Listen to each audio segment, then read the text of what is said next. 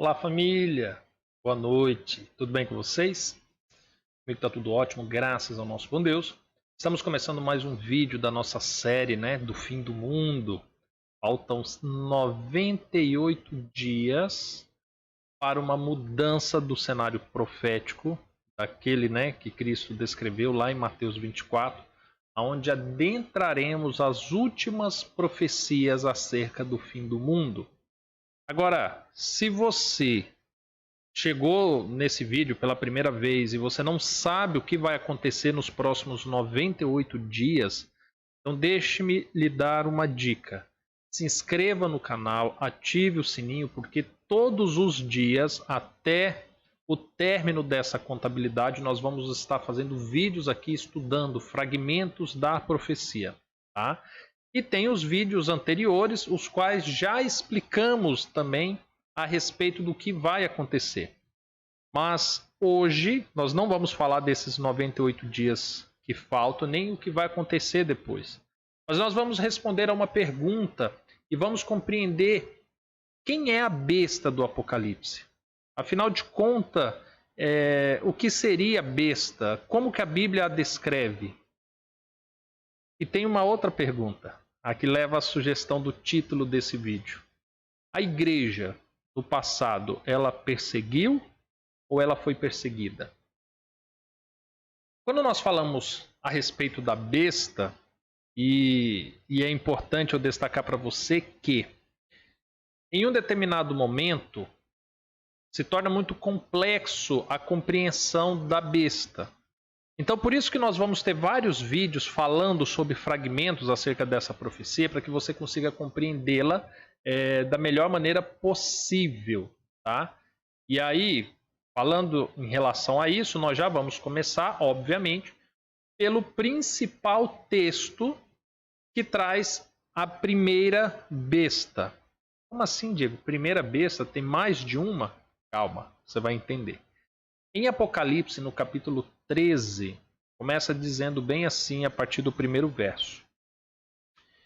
E eu pus-me sobre a areia do mar e vi subir do mar uma besta que tinha, preste atenção, 7 cabeças e 10 chifres, e sobre os seus chifres 10 diademas, ou seja, 10 nomes, e sobre as suas cabeças um nome de blasfêmia. Ou seja, os chifres levavam cada um deles um nome.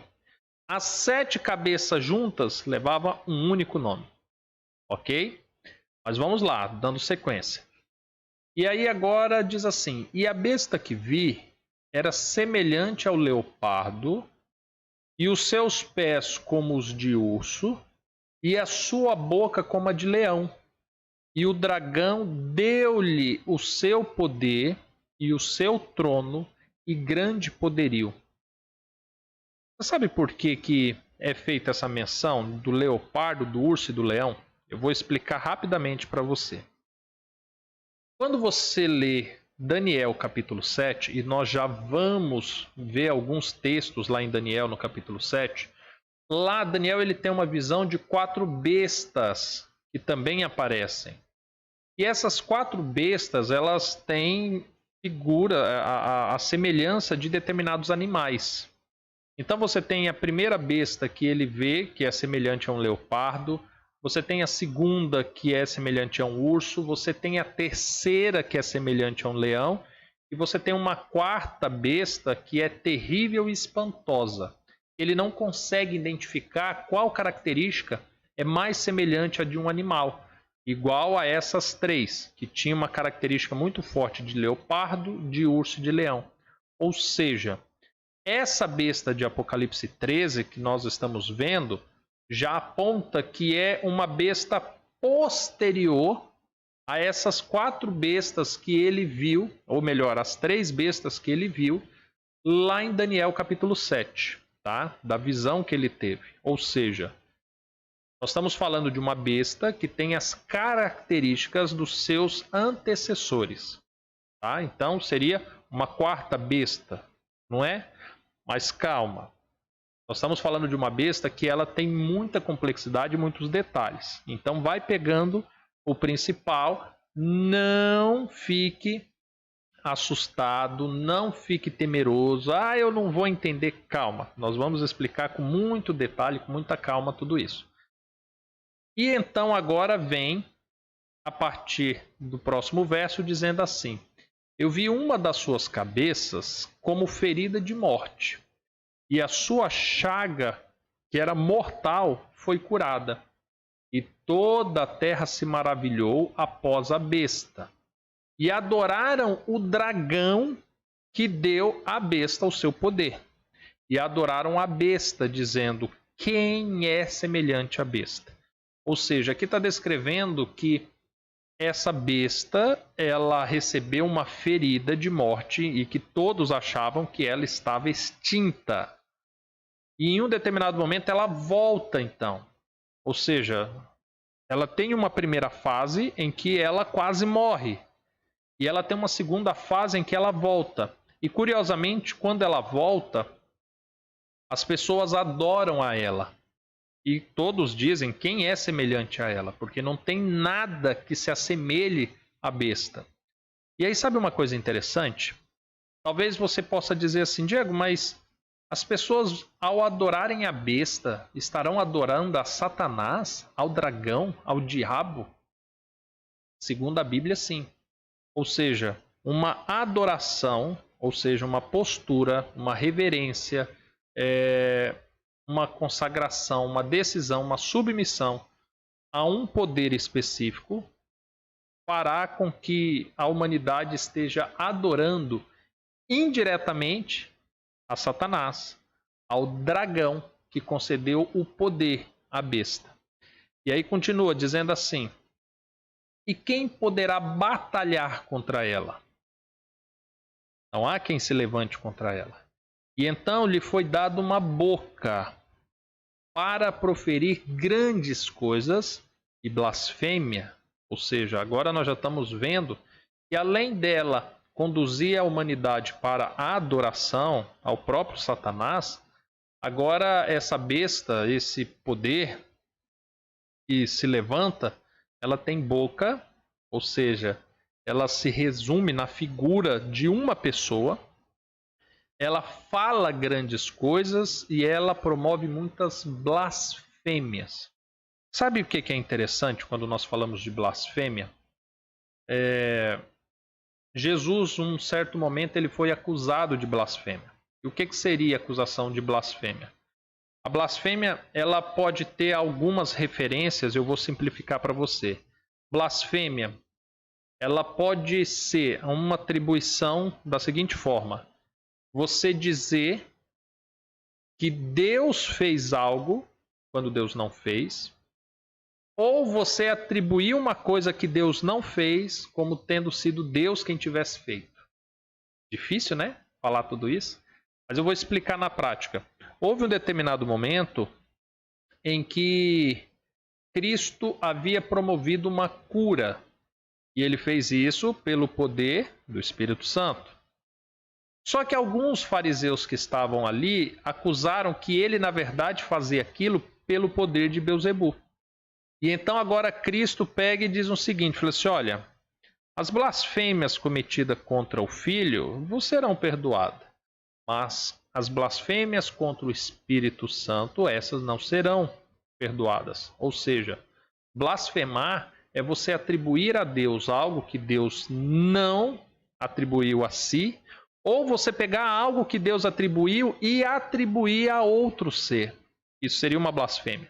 Se colocar na condição de Deus é outro que nós percebemos em um determinado momento, quando Cristo, afirma ser o Filho de Deus, que agora as pessoas que estavam próximos, os fariseus, o sumo sacerdote inclusive, ele rasga as vestes acusando ele de blasfêmia. Ou seja, além de haver essas mudanças de atribuições, de feitos, se colocar no lugar de Deus também é considerado uma blasfêmia. Então, aqui está dizendo que esse poder promoveu blasfêmias, ou seja, mudou as atribuições daquilo que Deus fez e daquilo que Deus não fez e ainda se colocou no lugar de Deus. E aí continua dizendo, e agiu desta forma por 42 meses. Lembra no estudo dos 100 dias que nós falamos exatamente a respeito desse período de tempo, dos 42 meses, 1260 dias, 3 dias e meio, o tempo, tempos e metade de um tempo, que todos eles diz respeito ao mesmo período? Pois bem, esse é o período em que essa primeira besta exerceu grande poder. Então nós estamos falando do passado. E então blasfemou contra Deus, contra o tabernáculo de Deus, contra o nome de Deus e dos que habitam no céu. Observe de quantos este poder blasfemou. E foi permitido fazer guerra aos santos e vencê-los. E deu-se-lhe poder sobre toda a tribo, língua e nação. Aqui é interessante quando fala que a besta venceu os santos. Porque quando nós estudamos as duas testemunhas, nós vimos lá que a besta também venceu as duas testemunhas. E adoraram todos os que habitam sobre a terra, esses cujos nomes não estão escritos no livro da vida do Cordeiro, que foi morto desde a fundação do mundo. Ou seja, só adorou a besta quem não estava salvo, quem não tinha o seu nome escrito no livro da vida. Agora, vamos entender melhor, porque aqui nessa primeira passagem, nós vimos muitos sinais, né? Muitas características que talvez fique difícil achar resposta. Nós precisamos saber quem era o leão, quem era o leopardo, quem era o urso. Nós precisamos saber os 10 chifres, as 7 cabeças e o que foi essas, né? O que foram essas blasfêmias e que poder foi esse, afinal de contas. Vamos dar sequência? Olha o que a Bíblia nos diz agora. Quando nós vamos para Daniel no capítulo 7, nós temos aqui algumas respostas. Olha o que Daniel capítulo 7 fala acerca desse quarto animal, né? O quarto poder, o quarto reino deste mundo. Fala bem assim. Depois disso eu continuei olhando nas visões da noite, e eis que o quarto animal, terrível e espantoso, muito forte, o qual tinha dentes grandes e de ferro, ele devorava e fazia em pedaços e pisava aos pés o que sobejava. E ele era diferente de todos os animais que apareceram antes dele, e tinha 10 chifres. Estando eu a considerar os chifres, eis que entre eles subiu um outro chifre pequeno, diante do qual 3 dos primeiros chifres foram arrancados. E eis que neste chifre havia olhos como os de homem, e uma boca que falava grandes coisas. Lembra que eu falei no estudo dos 100 dias, as referências cruzadas, os termos que você encontra em cada profecia e você precisa uni-los para compreender bem? Pois bem, aqui nessa visão nós temos a narrativa justamente do que João estava descrevendo acerca da besta na sua primeira fase, com 10 chifres, um poder, né, como de homem, que falava grandes coisas e promovia muita blasfêmia. Só que agora, quando nós estudamos Daniel 7, nós já descobrimos que nós temos um quarto reino, e deste quarto reino surge a besta. Porque ele tinha 10 chifres, 3 chifres caíram e então subiu a besta, né? Esse poder pequeno, aparentemente pequeno, né? Esse chifre pequeno, mas que falava blasfêmias e faziam grandes coisas. No verso 23, o anjo começa a revelar para Daniel o que significava essa visão. E olha o que ele diz.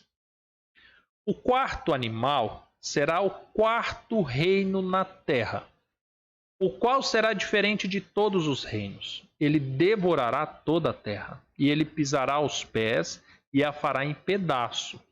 E quanto aos 10 chifres que você viu, daquele mesmo reino vão se levantar 10 reis.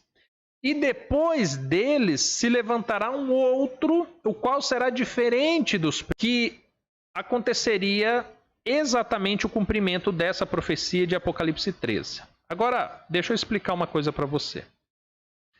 Os 4 reinos da terra, do qual o anjo se referiu, e aí você encontra no próprio Daniel capítulo 7, e você encontra também no capítulo 4 ou 5, salvo engano, quando Nabucodonosor teve o sonho da estátua da cabeça de ouro, você lembra? Peito e braços de prata, lembra do sonho?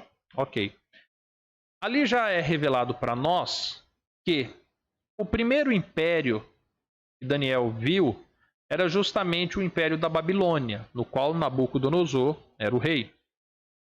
Depois foi o império dos Medo-Persas, que acabou sitiando Babilônia, tomou o trono, lembra do que nós já estudamos de Belsazar, quando estava fazendo uma festa, um banquete, apareceu uma mão escrita na parede, lembra daquilo? Ok. E depois dos Medo-Persas, a Grécia dominou o mundo. Então foram os 3 impérios, o leopardo, o urso e o leão, né? Nós já vimos. Só que o 4º império que veio logo depois, o Império de Ferro, que destruiu, que dominou tudo, foi Roma. Roma foi esse 4º império. E aí, curiosamente, Roma ele foi expandido. Quando Cristo vem ao mundo, é Roma que governava sobre Jerusalém. Lembra de Cristo sendo levado a tribunais romanos? Pois bem. E então, agora o que nós temos? O Império Romano, sendo esse 4º animal que apareceu. Quando fala dos 10 chifres, o anjo explica que em um determinado momento o Império Romano seria dividido entre outros 10 reis. 10 reis? Que reis seriam esses? Você consegue pesquisar isso no Google mesmo, acerca das 10 tribos bárbaras. Ou seja, em um determinado momento, ali próximo do 3º século, Roma começa a se dividir e agora todo o poder territorial que ele tinha é dividido entre as 10 tribos bárbaras, que eram as tribos, os povos mais fortes dentro do império. Então ele se dividiu em 10. E agora é dito que, passado um determinado tempo, iria se levantar um novo poder dentro dessas 10 tribos, mas seria diferente de todas elas. E quando se levantasse, derrubariam 3. Olha que situação interessante. Aqui embaixo eu até coloquei o nome das 10 tribos, tá? E aí eu coloquei aqui em negrito os ostrogodos, porque quando nós chegamos agora no 5º século, quem que apareceu na história? Agora nós temos a Igreja Apostólica Romana, que desde o tempo de Cristo começou a dar as mãos com o santuário. Lembra que já nos dias de Cristo, o sumo sacerdote e o imperador e o Império Romano, eles já andavam assim, juntos. Você lembra? Pois bem, aquela união foi continuando. E agora Roma foi concedendo poder ao santuário, mesmo o santuário, aos olhos do céu, tendo expirado toda a sua atividade, porque, se lembra, o véu se rasgou de cima embaixo, não havia mais sacrifícios de cordeiro, não havia mais ministério levita, mas toda aquela galera não ia ficar desempregada. Então Roma vai concedendo poder, vai concedendo influência, e aí nós vemos ao longo desses 3, 4, 5 séculos iniciais, Roma se estabelecendo cada vez mais com esse poder religioso que vinha do templo de Israel.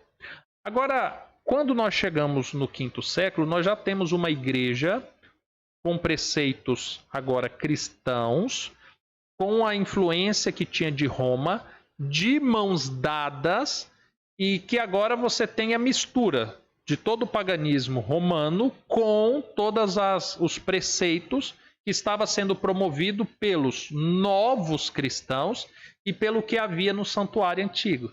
Então agora você tem uma igreja com ritos pagãos, com ritos que era exercido lá no santuário. Lembra do levita, do sacerdote, do templo? Você tem tudo isso nessa nova religião.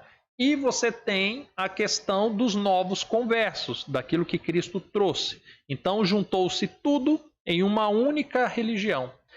E aí é curioso, porque quando chegamos agora no quinto século, Roma, que havia perdido o seu poder, que havia sido dividida em 10, agora achou uma nova forma de exercer poder e influência, que era justamente por meio da religião. Então agora, por meio de uma igreja, por meio de uma religião, era possível manter o povo submisso, com medo, porque agora você tinha um general, um imperador, que era capaz de te matar. Mas você tinha um padre que, segundo as doutrinas da igreja, poderia te mandar para o inferno. Você tinha um imperador que poderia torturar você por um dia, um mês, um ano e te levar à morte. Mas você tinha um padre que, se porventura ele rogasse a Deus, você passaria uma eternidade queimando no fogo do inferno. E aí, a quem você temeria mais? A um padre ou a um imperador? E aí, fato é que a igreja foi exercendo poder, foi crescendo, e houve 3 dessas tribos que não aceitavam a influência da igreja e o poder que ela exercia.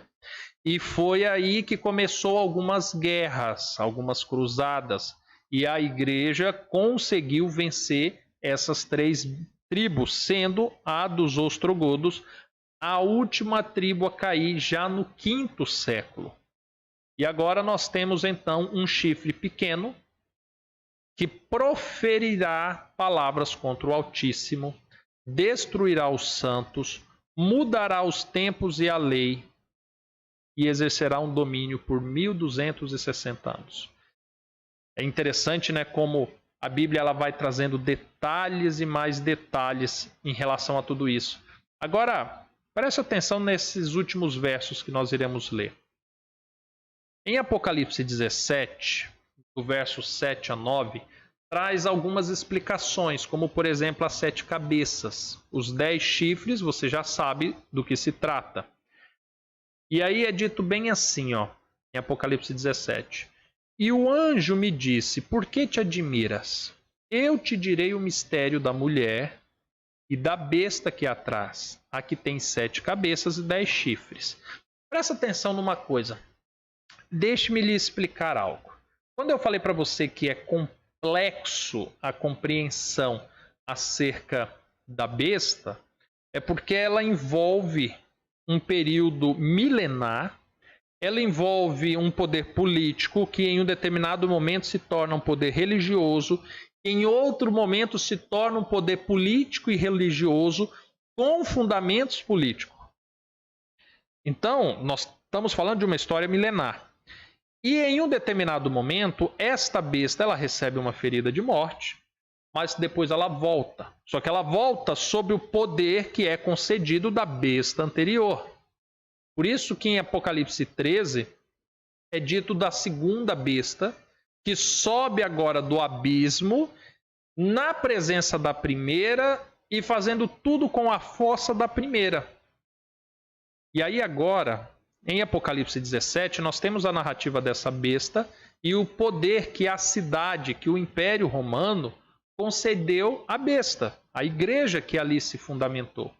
E então aqui agora fala-se a respeito dessa mulher, que quando você vai para o último verso do capítulo 17, fala que a mulher é a referência a Roma, a cidade romana, desde o início do Império Romano até o momento em que ela cai, e passando inclusive pelo momento em que ela concede um território, e ali é fundado a cidade-estado do Vaticano, que é justamente a sede da Igreja Apostólica Romana, e aqui fala também da Igreja Apostólica Romana. Entendeu por que eu falei que tem essa complexidade? Porque junta esses elementos históricos. E então é dito, olha, a besta que você viu, ela deixou de ser, ou seja, ela já não é, porém ela há de subir do abismo. Ou seja, ela teve uma fase, acabou aquela fase, ela ficou no abismo por um tempo, mas ela voltou do abismo.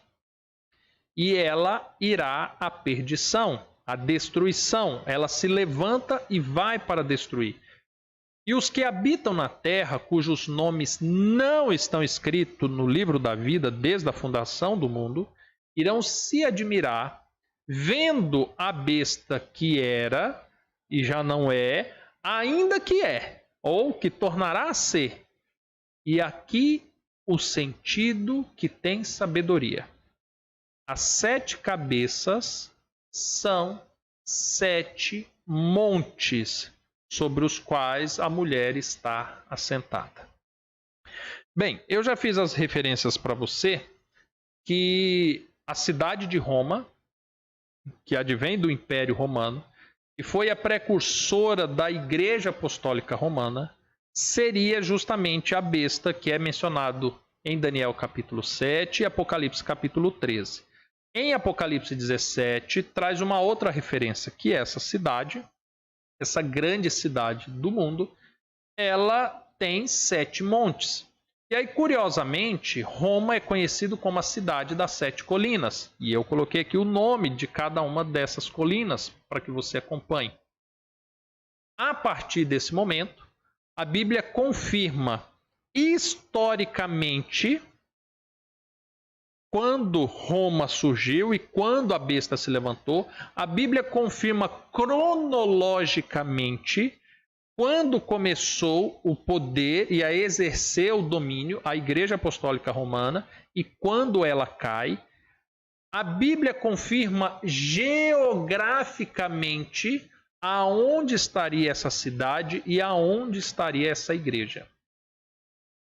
Agora, a Bíblia traz mais alguns elementos. Em Apocalipse 13, versos 6 e 7, diz que abriu a sua boca em blasfêmia contra Deus, para blasfemar do seu nome, do seu tabernáculo e dos que habitam no céu. Foi-lhe permitido fazer guerra aos santos e vencê-los, e deu-se-lhe poder sobre toda tribo, língua e nação. Nesse período dos 1260 anos, que começou ali no século V e foi até mais ou menos o século XIX, que foi quando a igreja ela recebe a sua ferida de morte, que o Papa é aprisionado pelas forças francesas, né? Por meio do general Barthier. Você conhece a história, sabe do que eu estou falando. Mas nesse período dos 1260 anos, a igreja ela cumpriu tudo isso daqui, ó. Embora a Bíblia já tenha apresentado para você elementos históricos, elementos cronológicos, elementos geográficos, elementos políticos da constituição da besta na sua primeira fase, ela agora apresenta detalhes do que ela fez. Quando fala assim que a igreja promoveu blasfêmia contra Deus, lembra que nós lemos lá em Daniel que ela mudaria os tempos e a lei de Deus? Pois bem, a igreja agora ela adota novas regras, ela segue um catecismo único, específico, e ela determina o que é certo e o que é errado. Curiosamente, a igreja agora começa a promover doutrinas acerca do inferno, da imortalidade da alma, do purgatório. A igreja começa agora a nomear os seus bispos, os seus padres, os seus obreiros, como intercessores entre o homem e Deus. Lembrando que isso violava justamente o que Cristo disse, que só um há que pode fazer o ser humano chegar-se ao Pai, que é o Filho, e ninguém mais.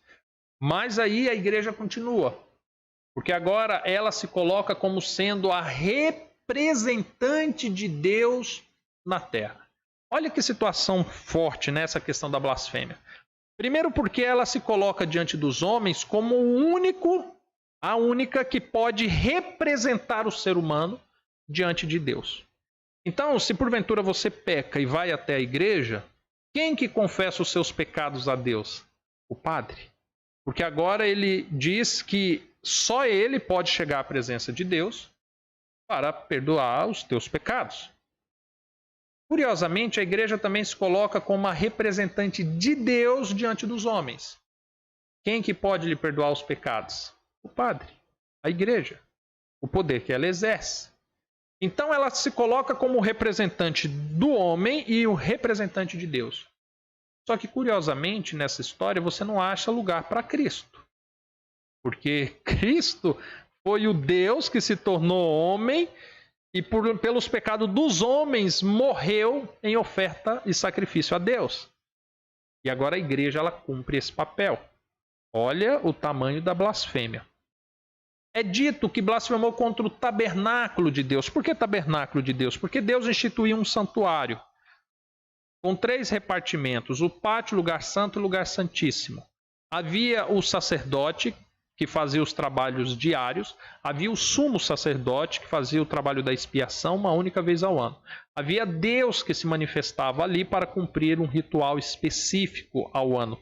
Havia o sacrifício de cordeiros, a aspersão de sangue. Havia os candelabros, havia os pães. Havia todo um rito, toda uma santificação em torno do santuário de Deus. A partir do momento que Cristo vem e morre, existe uma transferência de santuário. O santuário sai do terrestre e ele vem agora para nós. Então nós nos tornamos templo do Espírito Santo. A lei de Deus, que era escrita em tábuas de pedra, agora Deus as escreve em nosso coração. Agora o sacrifício de cordeiro já não é mais necessário, porque teve o sacrifício de Cristo. Entretanto, Paulo diz assim que nós devemos agora nos sacrificar diariamente, oferecer o nosso corpo em sacrifício a Deus.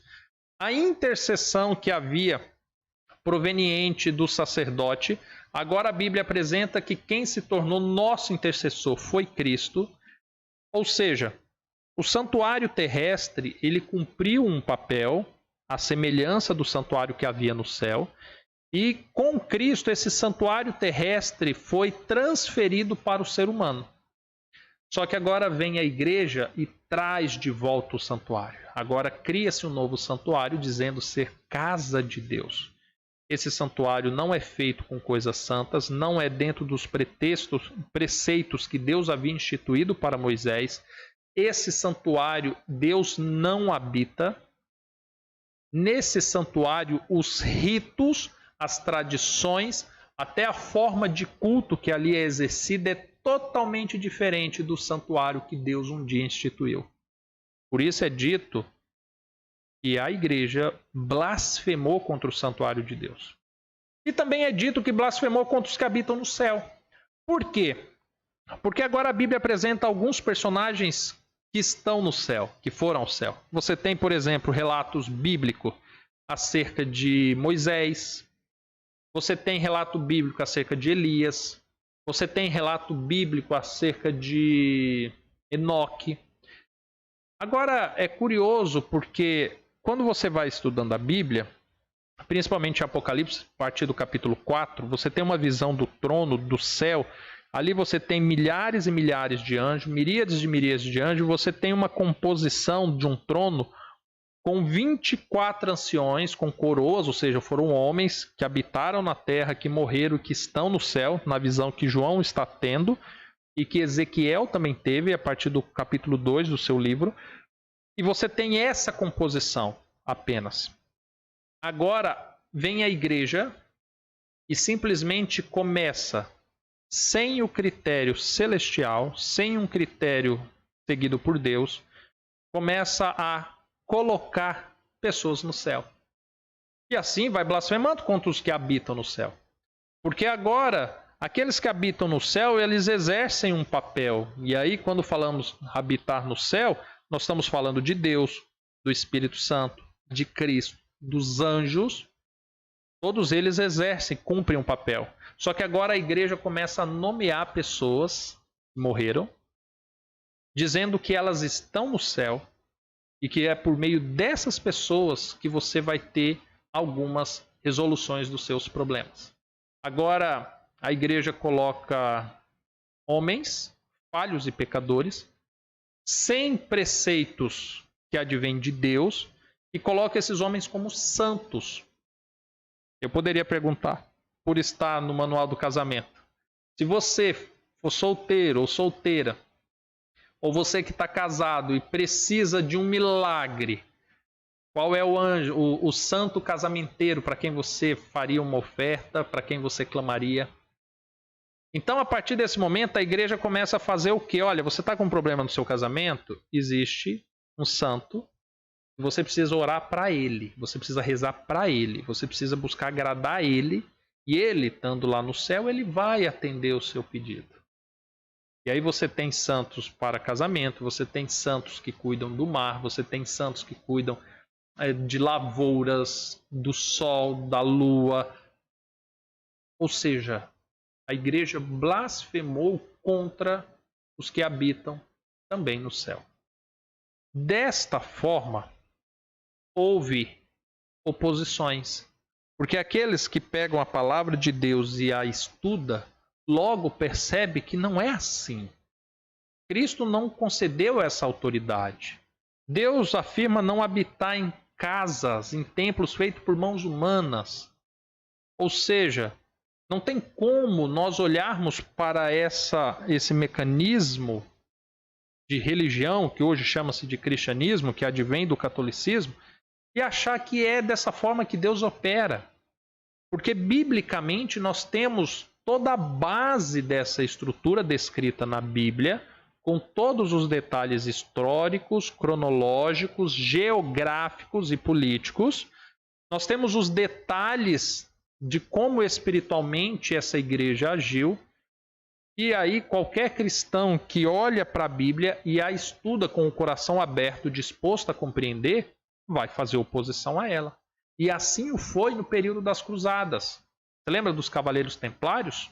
Pois bem, fez guerra contra os santos de Deus. Por que contra os santos? Porque agora qualquer pessoa que fosse estudar a Bíblia ou contestasse, questionasse qualquer coisa que a igreja falasse, seria considerado um herege. E esse seria perseguido e morto pela própria igreja. Ou seja, a Bíblia descreve um período em que uma igreja se levanta, trazendo todas as circunstâncias em que ela se levanta, todo o poder que ela exerce, todos os pecados que ela cometeu. Ela deixa bem claro que alguns se levantariam para se opor, mas ainda assim esses seriam perseguidos e mortos até o momento em que essa igreja cairia. Mas a Bíblia diz que ela cai, mas ela volta. E uma pessoa volta exercendo todo o papel do cumprimento profético, a qual é descrita em Apocalipse 13, Apocalipse 17, Daniel 7, Daniel 11 e em outros textos também de outros autores. Olha, respondendo a essa pergunta, se a igreja perseguiu ou foi perseguida, a igreja, enquanto instituição registrada, um poder político e religioso, ela perseguiu. Ela perseguiu. Começando pela Igreja Apostólica Romana, depois por tantos outros movimentos religiosos semitistas que nós temos no mundo, também perseguiram. E sabe quem foi perseguido? Aquela igreja invisível. Aqueles poucos que preferiam ficar com a palavra de Deus do que com grandes movimentos populares. Quer seja o cristianismo, quer seja o islã, quer seja o judaísmo, enfim. Qualquer religião semitista que advém, das promessas que Deus fez a Abraão, passando por Cristo ou não. Esses movimentos perseguiram. Aqueles que optaram por permanecer com a palavra de Deus foram perseguidos. Nos dias que está por vir, e aí nós vamos responder essa pergunta nos próximos vídeos. Você acha que a igreja, novamente, ela vai perseguir? Ou ela será perseguida? E responde uma coisa. Você já viu que aqui no Manual do Casamento nós estudamos a Bíblia, única e exclusivamente a Bíblia. Todas as conclusões que nós chegamos, nós fundamentamos com textos. Eu sempre me preocupo a achar referências do Novo Testamento e do Antigo Testamento, até para que você veja que um não anula o outro, até para que você veja que aquilo que a Bíblia fala, que Deus não muda, aquilo que ele revelou aos profetas há milhares de anos atrás, está se cumprindo hoje. Ou seja, eu me preocupo em mostrar para você que a Bíblia ela é coerente e ela é autossuficiente para que a gente se achegue a Deus. Mas você já experimentou compartilhar esse vídeo no grupo da tua igreja? Mandar para o seu pastor? Você já viu? Você já prestou atenção? Se agora a igreja que você segue, na pessoa da sua liderança, dos membros, se eles irão perseguir você ou eles serão tidos como teu irmão e se sentir perseguido por um sistema religioso? É forte, né? Quando a gente para pensar nisso. Mas deixa eu te falar uma coisa. Os nossos irmãos não temeram nem a morte no passado. Nós não vamos temer a morte hoje. Vamos continuar pregando. Faltam 98 dias para um dos maiores cumprimentos proféticos dos nossos tempos. Deus tem nos permitido ficar em pé e estudar a tua santa palavra. Você está aqui não é por acaso. Deus te trouxe aqui. Receba esta palavra como um alimento para sustentar a tua alma. E leve essa palavra também àqueles que você ama, àqueles que você conhece, àqueles que você pode. Compartilhe esse vídeo nos grupos do Facebook, nos grupos do Instagram, do Telegram, do WhatsApp. Mande esse vídeo, sabe? Compartilhe isso, porque está chegando o momento em que nós seremos responsabilizados por compartilhar aquilo que nós acreditamos, por aquilo que Deus tem revelado a nós. Tá bom? Que Deus possa te abençoar. Continuaremos estudando, viu? Nós vamos nos encontrar em breve. Mais precisamente, amanhã, certamente. Ou, se não, nós nos encontraremos no próximo vídeo. Fica com Deus. Até mais, tchau, tchau.